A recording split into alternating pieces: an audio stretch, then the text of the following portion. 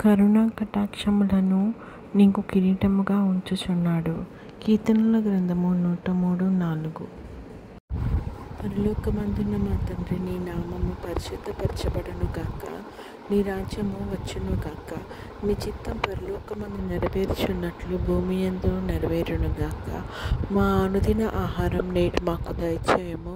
ఇతరులు మా ఎడల చేసిన అపరాధములను మేము క్షమించిన ప్రకారము మా అపరాధములను క్షమించుము. మమ్మల్ని శోధనలోకి తేక కీడు నుంచి తప్పించుము.